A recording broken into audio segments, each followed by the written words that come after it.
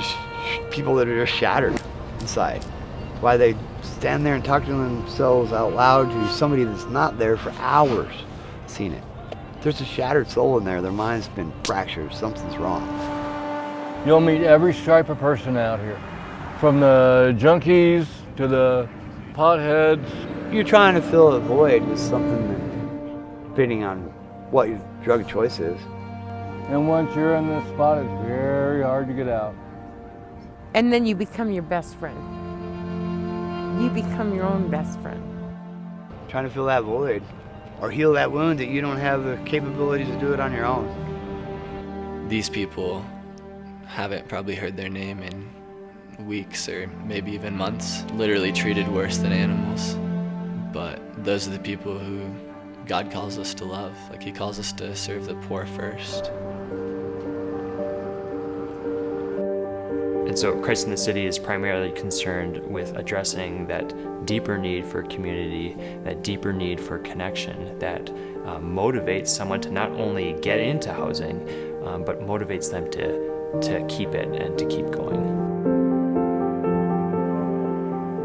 Got laid off, so I moved up here. My brother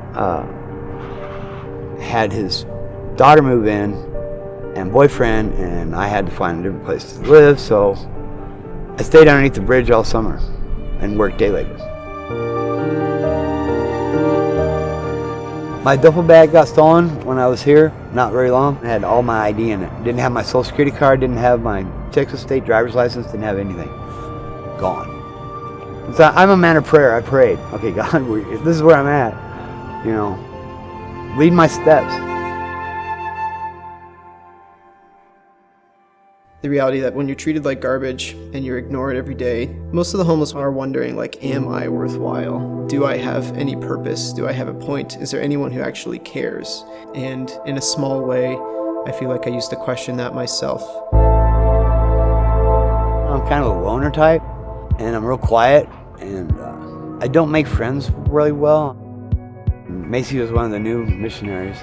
We've been friends ever since we first met. I remember the very day. I saw it when I first saw her. It was all over her face. There's somebody that walks with a lot of love. I said that to myself out loud. I remember saying that to myself.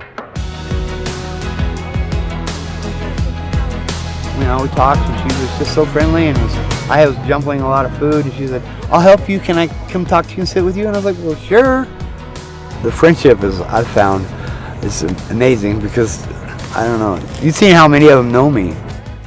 We just became really close and ended up hanging out almost every single time we were on the streets. One day, Brian expressed to us he needed to get an ID.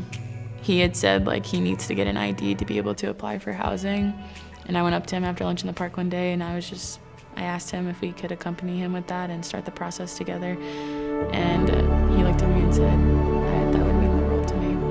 Macy is the one that really spearheaded that. She was like, you gotta get your stuff back together, Brian. I'll help you. And I was like, I believe you. Let's do it. And got it back. But just having someone believe in him and walk with him in it, like, I know meant a lot to him. She cried, I cried. Yeah, it was pretty emotional. Very emotional. Yeah, I don't cry very much, but I cried a little bit. It was tears of joy, pretty much what it was. For me, it was. Relief. It's just like, felt like this huge weight just got gone. I was like, wow. You know, in our profession, we see a lot of individuals who are unaffirmed. And when our dignity isn't affirmed, the actions that spur from that disposition are in survival mode and not in a mode of receptivity. And I think with Christ in the City and with those experiencing homelessness, it's amazing for someone else to affirm your dignity in a way that shows you are worthy of being walked with, and you are worthy of being called, and you are worthy of being asked what your desires and hopes and fears are, and you are worthy of being remained with. And I think, you know, therapeutically, socially, but most importantly, humanly, to be looked at by another person and to be told that you are good and you are enough and that I am going to walk with you no matter what is deeply, deeply healing and freeing. he had shared, I think I could have gotten it earlier, but I think I just needed somebody to believe in me. And that's our goal, and that's our hope.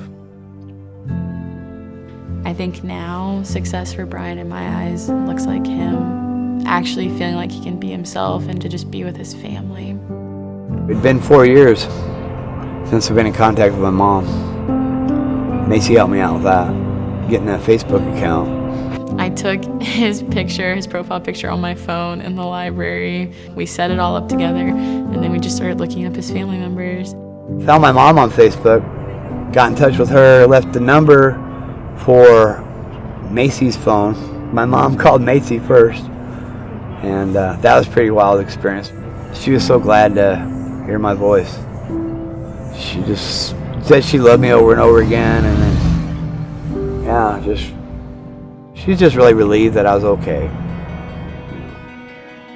To me, success is just, like in our ministry, is just helping people understand that they're loved more than they were the day before. To know your worth and to know that you're loved has to be step one. We all want to be loved, we all want to be seen, we all want to be heard. And as badly as I desire to do that, I can only imagine how badly our friends on the street want that.